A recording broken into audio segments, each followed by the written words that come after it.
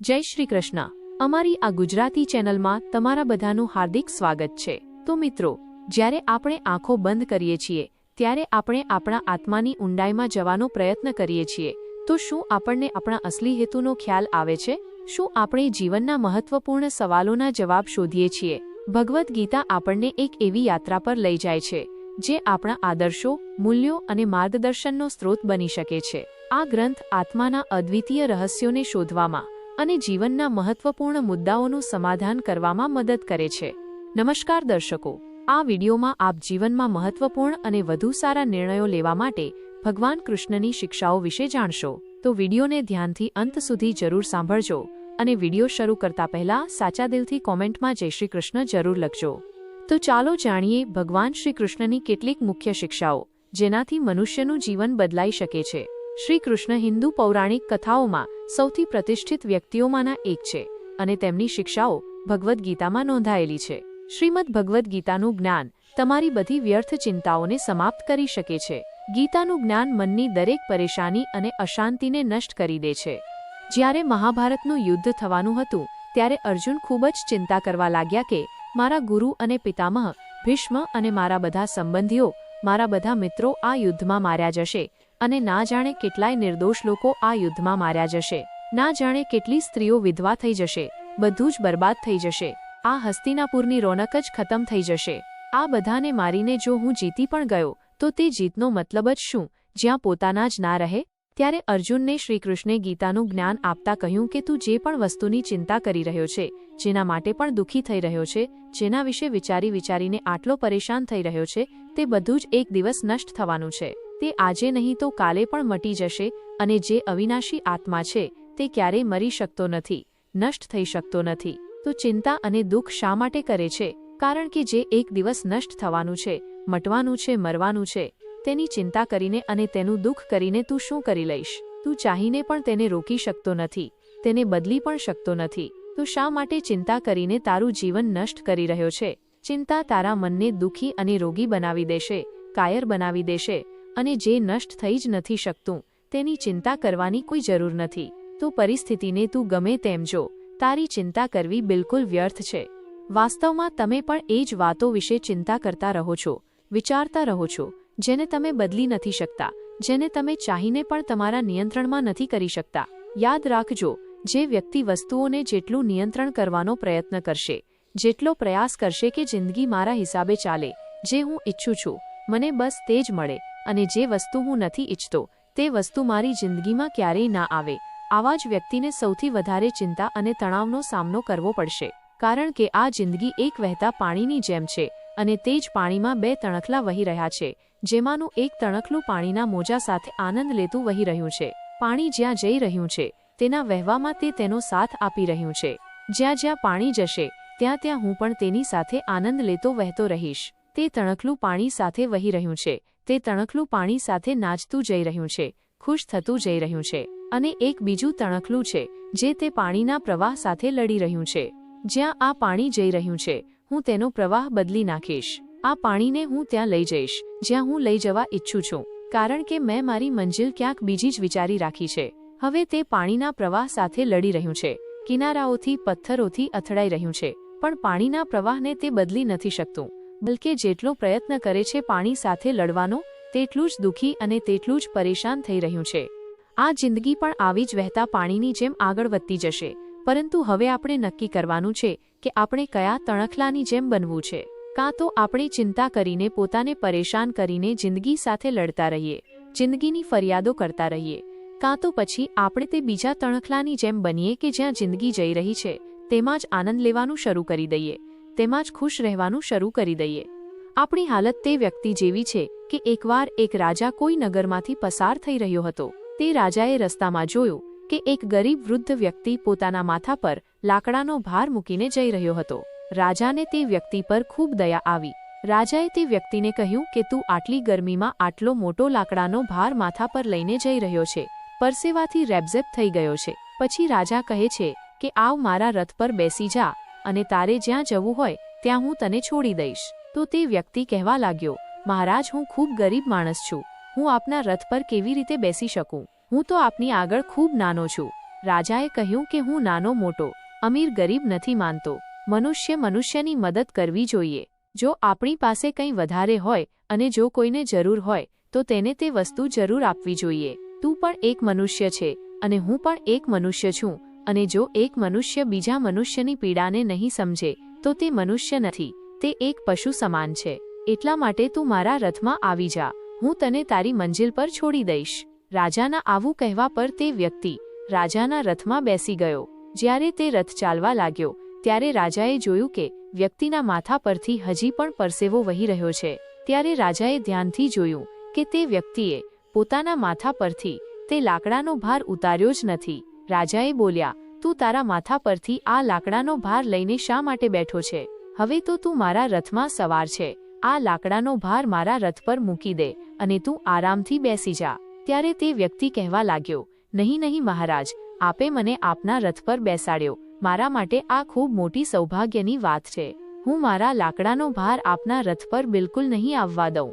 ત્યારે તે રાજાએ આ સાંભળતા જ પોતાનું માથું પકડી લીધું. આ જ કહાણી આપણા બધાની છે. ગીતામાં ભગવાન કૃષ્ણ કહે છે કે તારી દરેક ચિંતા, તારું દરેક દુઃખ તું મારા પર છોડી દે. હું તારા દરેક દુઃખને દૂર કરી શકું છું. હું તારી દરેક ચિંતાને દૂર કરી શકું છું. પરંતુ અહીં દરેક મનુષ્ય પોતાના માથા પર ચિંતાઓના લાકડાનો ભાર લઈને ફરી રહ્યો છે. જો કે કંઈ કરી શકતો નથી, તાકાત કંઈ નથી, પરંતુ ઇન્સાન પોતાનો જોર ચલાવતો રહે છે. દરેક ઇન્સાનને લાગે છે કે બધું જ મેં સંભાળી રાખ્યું છે. જો હું કંઈ નહીં કરું તો બધું જ બરબાદ થઈ જશે, બધું જ ખતમ થઈ જશે. મેં એક કહાણી સાંભળી કે એક મહેલમાં એક ગરોળી રહેતી હતી.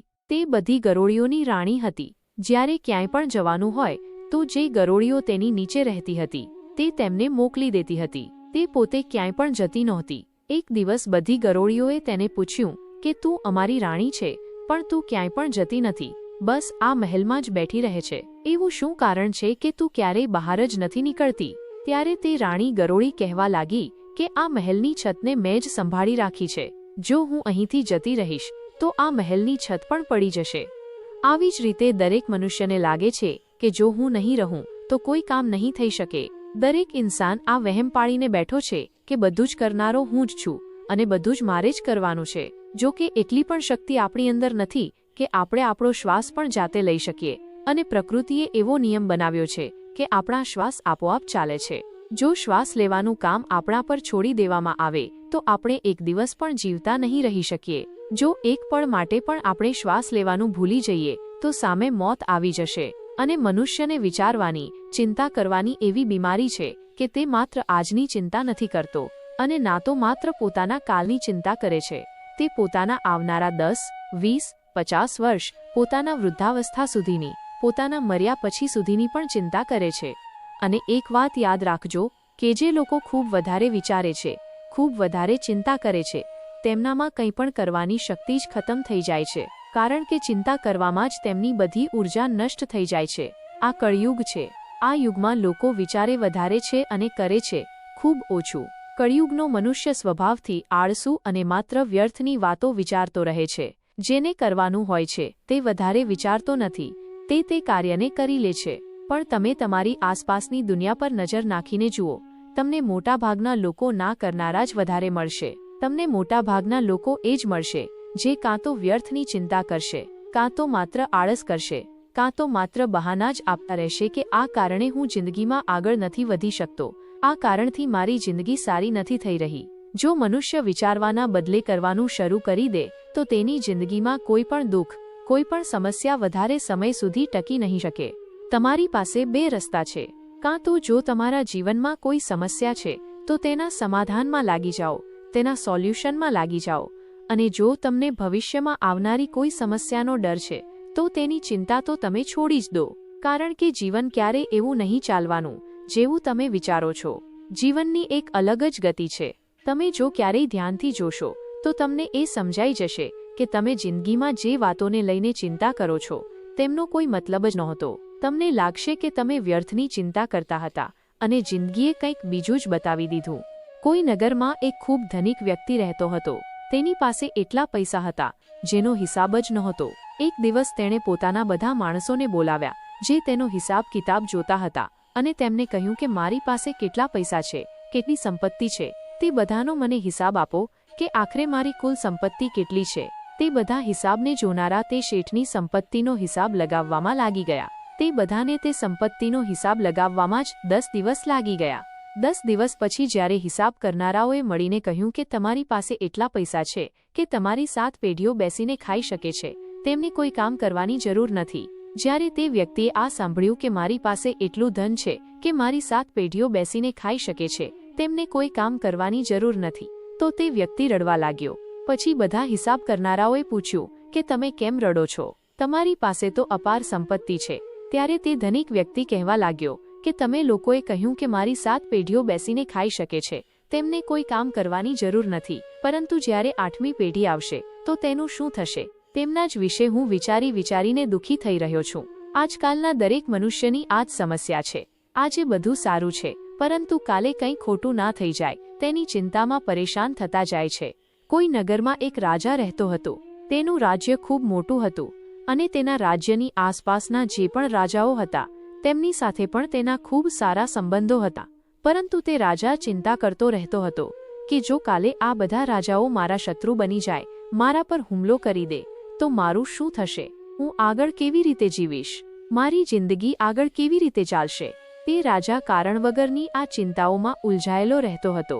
એક દિવસ તે પોતાના ગુરુજી પાસે ગયો અને ગુરુજીને જઈને તેણે જણાવ્યું કે મને ખૂબ ચિંતા થાય છે કે આ જેટલા પણ રાજાઓ મારા રાજ્યની આસપાસ રહે છે, કાલે જો તે મારા શત્રુ થઈ ગયા અને મારા પર તેમણે હુમલો કરી દીધો તો હું ક્યાં જઈશ?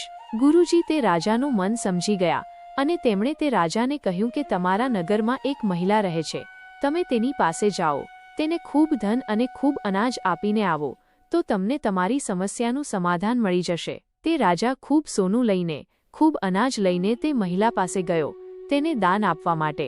જ્યારે રાજા તે મહિલાના ઘરે પહોંચ્યો તો રાજાએ તે મહિલાને કહ્યું કે આ બધું ધન તું રાખી લે, આ બધું અનાજ પણ તું રાખી લે, ત્યારબાદ તારું જીવન ખૂબ આરામથી પસાર થશે.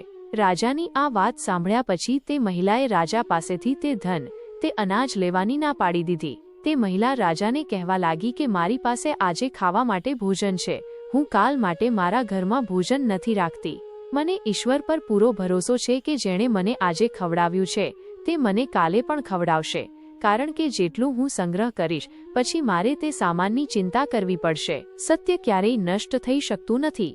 સારું કરવાથી ડરવું જોઈએ નહીં. કર્મનું ધર્મથી વધુ મહત્વ છે, કારણ કે ધર્મ કરીને ભગવાન પાસે માગવું પડે છે, પણ કર્મ કરવાથી ભગવાન સ્વયં ફળ આપે છે. ઇન્સાન કર્મ કરવામાં મનમાની કરી શકે છે, પરંતુ ફળ માગવામાં નહીં. તું કૃષ્ણની તલાશ કર, કૃષ્ણ સ્વયં તને શોધી લેશે. કૃષ્ણ કહે છે કે મનુષ્ય પોતાના કાર્યો અનુસાર જ ઉન્નતિ અને અવનતિ પ્રાપ્ત કરે છે. આ જીવન આગલા જીવનની તૈયારી છે. મનુષ્ય હંમેશા સારા કાર્યો કરવા જોઈએ. કૃષ્ણ કહે છે આ જગતમાં મનુષ્ય ભૌતિક વસ્તુઓનો ભોગ કરી શકે છે, જો તે ચાહે તો બધું જ છીનવી શકે છે. મનુષ્ય કંઈ પણ કરી શકતો નથી. રાધા કૃષ્ણની કૃપા પામવા માટે હૃદયમાં ભક્તિ જગાવવી પડશે. જેમાં આ ભક્તિ જાગૃત છે તે મોટો ભાગ્યશાળી છે. તે જો કોઈ વસ્તુની ઈચ્છા કરી અને જો તે ઈચ્છા કૃષ્ણના અનુકૂળ નથી તો તે કાર્યમાં સફળતા નહીં મળે. કૃષ્ણ કહે છે આ વાત હંમેશા યાદ રાખો. ગમે તેવી પરિસ્થિતિ હોય, કોઈ પણ પ્રકારના અન્યાય, પાપ કે કોઈ પણ ખોટી વાતનું સમર્થન નહીં કરો, પછી ભલે તે પતિ હોય કે પુત્ર. આ સંસારમાં વિવિધ કળાઓ છે અને આ કળામાં એક સારી કળા છે કોઈના દિલમાં સમાઈ જવું અને તેને સ્પર્શી જવું. જે વ્યક્તિ અંતિમ સમયે કૃષ્ણનું ચિંતન કરે છે તે કૃષ્ણને પ્રાપ્ત થાય છે. મનુષ્ય અંતિમ ક્ષણોમાં કૃષ્ણનું ચિંતન કરવું જોઈએ. જે પ્રકારે પાણીમાં તરતી હોડીને તેજ હવા વહાવી જાય છે, તે જ પ્રકારે વિચારશીલ ઇન્દ્રિયોમાંથી કોઈ એક જેના પર મન લાગેલું રહે છે તે મનુષ્યની બુદ્ધિ હરી લે છે. એટલા માટે ઇન્દ્રિયોને કૃષ્ણ ભાવનામાં જોડવી જોઈએ. ભગવાન શ્રી કૃષ્ણનું એક મંત્ર તે પ્રાર્થના મોક્ષ પ્રાપ્ત કરાવી શકે છે. હરે કૃષ્ણ હરે કૃષ્ણ હરે કૃષ્ણ હરે હરે, હરે રામ હરે રામ રામ રામ હરે હરે. ભગવાન કૃષ્ણને જાણી લેવાથી મનુષ્ય જન્મ મરણના બંધનોથી મુક્ત થઈ જાય છે. કૃષ્ણ કહે છે લોકો જે ભાવથી મને ગ્રહણ કરે છે તે અનુસાર તેમને ફળ મળે છે. મહાભારત યુદ્ધમાં કૃષ્ણ ભગવાન એ બતાવવા માંગતા હતા કે પાપની હાર થાય છે અને સત્યની જીત. અહંકાર કરવાથી ઇન્સાનની પ્રતિષ્ઠા, વંશ, વૈભવ ત્રણેય ચાલ્યા જાય છે. વિશ્વાસ ના હોય તો રાવણ, કૌરવ અને કંસનો અંત જોઈ લો. જ્યારે ઘરની બહાર નીકળો તો પ્રભુ કૃષ્ણની સામે ઝૂકીને કહો, હે પ્રભુ, હું આપને મળીને જઈ રહ્યો છું, જલ્દી પાછો આવીશ, કારણ કે ભગવાન પણ તમારા પાછા આવવાની રાહ જુએ છે. કૃષ્ણ માટે ખર્ચ કરેલી કોઈ વસ્તુ ક્યારેય વ્યર્થ જતી નથી, પછી ભલે તે શ્વાસ હોય કે સમય. કૃષ્ણ કહે છે, મનુષ્ય શરીર ત્યાગ કરતી વખતે જે ભાવનું ચિંતન કરે છે તે ભાવ અનુસાર તેનો આગલો જન્મ નક્કી થઈ જાય છે. મનુષ્ય પોતાના જીવનના ઉદ્દેશ્યને સમજવો જોઈએ. એક પશુ બીજા પશુનું વધ કરે છે તો તે પાપ નથી, પરંતુ મનુષ્ય સ્વાર્થ માટે પશુનું વધ કરે છે તો તે પાપ છે. જિંદગીમાં આપણે કેટલા ખોટા હોઈએ કે સાચા, માત્ર બે લોકો જાણે છે, આત્મા અને પરમાત્મા. રાધા કૃષ્ણનું નામ માનો એક અમૂલ્ય રત્ન છે જેનું મૂલ્ય પામી શકાતું નથી. આ સંસારમાં મૂર્ખ વ્યક્તિ, અધર્મી, અજ્ઞાની અને નાસ્તિક પ્રકૃતિનો વ્યક્તિ મારી શરણ સ્વીકારી શકતો નથી. સ્વર્ગમાં બધું જ છે પરંતુ મોત નથી, ગીતામાં બધું જ છે પરંતુ જૂઠ નથી, દુનિયામાં બધું જ છે પરંતુ કોઈને સુકૂન નથી, અને આજના ઇન્સાનમાં બધું જ છે પરંતુ ધીરજ નથી. કોઈએ શું ખૂબ કહ્યું છે, ના ખુશી ખરીદી શકું છું, ના દુઃખ વેચી શકું છું, તેમ છતાં હું ના જાણે કેમ દરરોજ કમાવવા જાઉં છું. આપણને આપણી જિંદગી મુશ્કેલ એટલા માટે લાગે છે કારણ કે આપણે આસાનીથી મળેલી વસ્તુઓની કદર નથી કરતા. પોતાની તુલના ક્યારેય કોઈ બીજા સાથે ના કરો, કારણ કે ભગવાને તમારા જેવું કોઈને પણ નથી બનાવ્યું. તેનો મતલબ છે કે તમે તમારામાં સર્વશ્રેષ્ઠ છો. પોતાના ભૂતકાળને પસ્તાવા વગર સ્વીકારો, વર્તમાનને આત્મવિશ્વાસ સાથે સંભાળો અને ભવિષ્યનો કોઈપણ ડર વગર સામનો કરો. દરેક સપનાને પોતાના શ્વાસમાં રાખો, દરેક અનુભવને પોતાની બાહોમાં રાખો. તમે દરેક મુશ્કેલીથી જીતી શકો છો, બસ પોતાના લક્ષ્યને પોતાની આંખોમાં રાખો. ચાલો માની લીધું કે આજનો સમય ખરાબ છે, પરંતુ એક વાત યાદ રાખજો કે આ ખરાબ સમય જ ઇન્સાનને કંઈક નવું શીખવી જાય છે. ઇન્સાન સફળ ત્યારે થાય છે જ્યારે તે દુનિયાને નહીં, માણસ જ્યારે પોતાની ભૂલો સ્વીકારે છે ત્યારે તે સુધરવાની શરૂઆત કરે છે. શાંત મનથી લીધેલા નિર્ણયો મોટાભાગે સાચા હોય છે, અને મધુર વાણી બોલવાથી પોતાના લોકો ક્યારેય દૂર નથી થતા. ફક્ત દિલથી સારા હોવું પૂરતું નથી, પહેલા તમારી વાણીમાં મીઠાશ હોવી જરૂરી છે, કારણ કે લોકો પહેલો અનુભવ તમારી વાણીથી જ કરે છે. હૃદય સુધી તો બહુ ઓછા લોકો પહોંચી શકે છે. જો તમારામાં સ્વીકારવાની હિંમત અને સુધારવાની ઈચ્છા હોય તો તમે કંઈ પણ હાંસલ કરી શકો છો. જીવનની સૌથી મોટી ખુશી એ છે જ્યારે તમારા લીધે કોઈ વ્યક્તિ ખુશ થાય. વિશ્વાસ ન હોય તો અનુભવ કરીને જુઓ. જે વ્યક્તિમાં ધીરજ નથી હોતી તેનું વર્તમાન પણ નથી હોતું અને ભવિષ્ય પણ નથી હોતું. દુનિયામાં રહેવા માટે બે ઉત્તમ સ્થાનો છે, કોઈના હૃદયમાં અને કોઈની દુઆઓમાં. ફરક માત્ર વિચારોનો હોય છે. બાકી મુશ્કેલીઓ તમને કમજોર બનાવવા નહીં, પરંતુ મજબૂત બનાવવા આવે છે. તમારા કર્મો જ તમારી ઓળખ છે, બાકી એક જ નામવાળા તો હજારો લોકો હોય છે.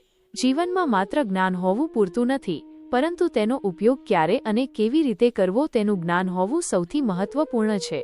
સમય અને નસીબ પર ક્યારેય ગર્વ ન કરો, કારણ કે આ બંને બદલાતા રહે છે. કહેવાય છે કે જો તમારા કર્મ સારા હોય તો તમારું નસીબ તમારી સેવામાં હાજર રહે છે, અને જો તમારી ભાવના સારી હોય તો તમારું ઘર તીર્થધામ બની જાય છે. લોકો તમારા આત્મસન્માનની કદર ત્યારે જ કરશે જ્યારે તમે તમારી જાતને સાબિત કરશો. આપણે જે પણ કર્મો કરીએ છીએ, સારા કે ખરાબ, તેનું પરિણામ આપણે ભોગવવું જ પડે છે. જો જિંદગી તમને હસાવે તો સમજી લો કે તમારા સારા કર્મોનું ફળ મળી રહ્યું છે, અને જો રડાવે તો તે તમારા ખરાબ કર્મોનું પરિણામ હોઈ શકે છે. કર્મો તો દરેક કરે છે, સારા કર્મનું સારું અને ખરાબ કર્મનું ખરાબ ફળ મળે છે. આપણા કર્મો, સારા કે ખરાબ, ક્યારે આપણો પીછો નથી છોડતા. તેનું ફળ આજે નહીં તો કાલે ચોક્કસ મળે છે. ઘણીવાર જ્યારે આપણને દુઃખ થાય છે ત્યારે આપણે કહીએ છીએ કે આપણે તો કોઈ ખરાબ કર્મ નથી કર્યું, તો પછી આટલું દુઃખ કેમ? પરંતુ મિત્રો, આપણે કર્મ તો કર્યા જ હોય છે. જો આ જન્મમાં નહીં તો પાછલા જન્મમાં કર્યા હશે, અને પાછલા જન્મનું આપણને યાદ નથી હોતું. માણસ ચાલાકી કરી શકે છે પણ ભગવાનથી નહીં. કર્મનો સિદ્ધાંત સરળ છે, તમે જે આપશો તે જ તમને પાછું મળશે. એટલે વિચારી લો કે તમારે શું જોઈએ છે. જો તમે આ બ્રહ્માંડને સકારાત્મક ઉર્જા આપશો તો તમને પણ સકારાત્મક ઉર્જા જ મળશે. જિંદગીનો એક જ નિયમ છે, અહીં પડવાનું પણ જાતે જ છે અને ઊભા થવાનું પણ જાતે જ છે. ક્યારેક સુખ, ક્યારેક દુઃખ અને ક્યારેક વરસાદ. આજ તો જિંદગીના રંગ છે, તેના વગર જિંદગી રંગહીન છે. મોટા થઈને પોતાની રીતે જીવીશું. બાળપણના આ વિચાર પર હવે હસવું આવે છે. એકબીજા માટે જીવવું એ જ જિંદગી છે. એટલે જે તમને દિલથી ચાહે છે તેમને હંમેશા સમય આપો. કેટલાક ખોટા નિર્ણયો જિંદગીનો સાચો અર્થ સમજાવી જાય છે. જે જિંદગીના દુઃખને હસતા હસતા સહન કરે છે તે જ દરેક મુશ્કેલીને પાર કરે છે. જિંદગીની હકીકત બસ એટલી જ છે કે દુઃખમાં આપણે એકલા હોઈએ છીએ અને ખુશીઓમાં આખી દુનિયા આપણી સાથે હોય છે. મૃત્યુથી એ જ ડરે છે જે સત્યથી અજાણ હોય છે. મૃત્યુ તો આપણા બધાનું અંતિમ મુકામ છે. જિંદગી તો થોડા દિવસોની મહેમાન છે. તમારા સારા દિવસોને કોઈ યાદ નથી રાખતું, પણ તમે ક્યારે ખોટા હતા તે બધાને યાદ હોય છે. જો જીવનમાં એકલાપણું લાગે તો ભગવાનને તમારા મિત્ર બનાવી લો, પછી કોઈ તમને સફળ થવાથી નહીં રોકી શકે. પૈસાથી નહીં, પણ મનથી અમીર બનો, કારણ કે મંદિરોમાં ભલે સોનાના કળશ હોય, પણ માથું તો પથ્થરની સીડીઓ પર જ નમાવવું પડે છે. તમે ક્યાંથી છો, કોણ છો, કે તમે શું કર્યું છે તેનાથી કોઈ ફરક નથી પડતો. તમે હંમેશા કંઈક નવું કરી શકો છો અને પોતાની જાતને વધુ સારી બનાવી શકો છો. સમય કહે છે, હું કોઈનો નથી અને કોઈ મારું નથી. જે મને મહત્વ આપે છે હું તેની જિંદગી સજાવી દઉં છું, અને જે મને મહત્વ નથી આપતો હું તેનાથી બધું જ છીનવી લઉં છું. એક ગામમાં એક શિક્ષક પોતાના વિદ્યાર્થીઓ સાથે રહેતા હતા. શિક્ષક ખૂબ જ્ઞાની હતા અને દૂર દૂરથી લોકો તેમની પાસેથી શીખવા આવતા હતા. તેમનો એક વિદ્યાર્થી ખૂબ જ આળસુ હતો અને શિક્ષકને તેના ભવિષ્યની ચિંતા રહેતી હતી. વિદ્યાર્થીનો અભ્યાસ પૂરો થવાનો હતો, પરંતુ તે હજી સુધી સમયનું મહત્વ સમજ્યો નહોતો અને દરેક કામને પાછળ ઠેલતો હતો. શિક્ષકે વિચાર્યું કે જો તેને સમયનું મહત્વ નહીં સમજાવવામાં આવે તો તેનું જીવન બરબાદ થઈ જશે. એક દિવસ શિક્ષકે આળસુ વિદ્યાર્થીને એક જાદુઈ પેન્સિલ આપી અને કહ્યું કે આનાથી તું જે કંઈ પણ કાગળ પર દોરીશ તે સાચું થઈ જશે. તારી પાસે માત્ર 2 દિવસ છે. આ તકનો ઉપયોગ કરીને તું તારું ભવિષ્ય સુધારી શકે છે. હું બીજા ગામ જાઉં છું અને 2 દિવસ પછી પાછો આવીશ, ત્યારે આ પેન્સિલ તારી પાસેથી લઈ લઈશ. જાદુઈ પેન્સિલ મળવાથી આળસુ વિદ્યાર્થી ખૂબ ખુશ થયો. તેણે વિચાર્યું કે હું આ પેન્સિલથી એટલી બધી વસ્તુઓ બનાવી લઈશ કે મારું આખું જીવન આરામથી પસાર થઈ જશે. તેણે વિચાર્યું કે હજી તો મારી પાસે 2 દિવસ છે. એક દિવસ આરામ કરી લઉં અને બીજા દિવસે બધું બનાવી લઈશ. આમ વિચારીને તે સૂઈ ગયો. આખો દિવસ અને આખી રાત સૂઈ ગયા પછી જ્યારે તે જાગ્યો ત્યારે તેણે નક્કી કર્યું કે આજે તે ઘણી બધી ઉપયોગી વસ્તુઓ દોરશે. ઘરની બહાર નીકળતા પહેલા તે નાસ્તો કરવા બેઠો. ધરાઈને ખાધા પછી તેને ઊંઘ આવવા લાગી. તેણે વિચાર્યું કે થોડીવાર સૂઈ જાઉં, બનાવવાનું કામ તો થોડું જ છે, સાંજે કરી લઈશ. સૂતા જ તેને ઊંઘ આવી ગઈ અને સાંજ પડી ગઈ. દિવસ પૂરો થતાં જ શિક્ષક પાછા આવ્યા અને વિદ્યાર્થી પાસેથી તે પેન્સિલ લઈ લીધી. હવે વિદ્યાર્થીને સમજાયું કે આળસના કારણે તેણે એક સુવર્ણ તક ગુમાવી દીધી. વિદ્યાર્થીએ શિક્ષકની સામે પ્રતિજ્ઞા લીધી કે હવેથી તે ક્યારેય સમય બગાડશે નહીં અને આળસ છોડી દેશે. ત્યારબાદ વિદ્યાર્થીનું જીવન બદલાઈ ગયું. તે મહેનત કરવા લાગ્યો અને ટૂંક સમયમાં જ તેણે પોતાની મહેનતથી સફળતા મેળવી લીધી. તો મિત્રો, હંમેશા યાદ રાખો કે જીવનમાં આગળ વધવા માટે આળસ છોડવી ખૂબ જ જરૂરી છે. આળસ એક એવી વસ્તુ છે જે માણસના જીવનને નષ્ટ કરી શકે છે.